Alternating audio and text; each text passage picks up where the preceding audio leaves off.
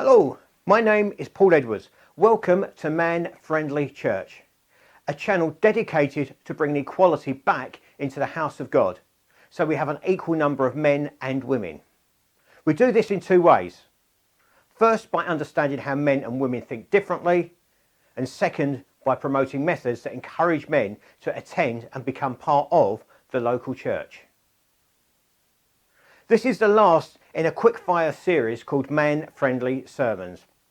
We've already looked at mind your language, use pictures, talk about yourself, be practical, use the KISS principle, and one of my favourites today, short and sweet.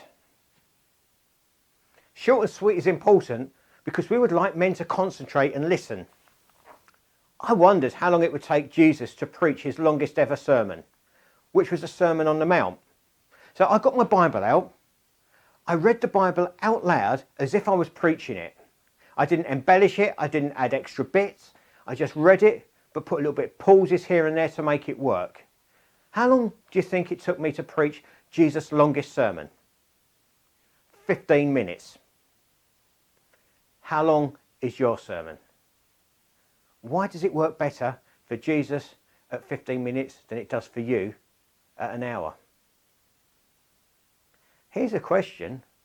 If you to ask people about the Sermon on the Mount and you ask people about your last few sermons, which ones are people going to remember more from? Okay, they might have heard the Sermon on the Mount a few times, but it's made up of a lot of short, sharp, simple things. And it finishes reasonably quickly. I'm sure the length makes a big difference.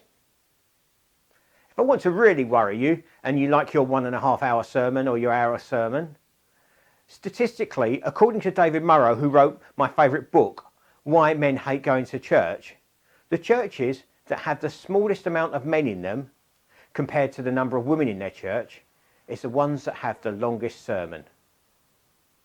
Ask yourself, am I achieving anything with a long sermon?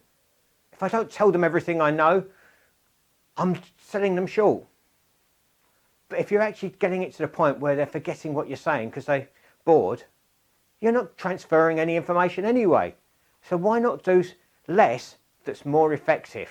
Have happier men, therefore have more men come into your church. It makes sense to me. Being a businessman, I'm always looking for bang for buck. What do I get most out of from doing? And if doing less gets me more men, gets me more people in my church building, that makes sense to me.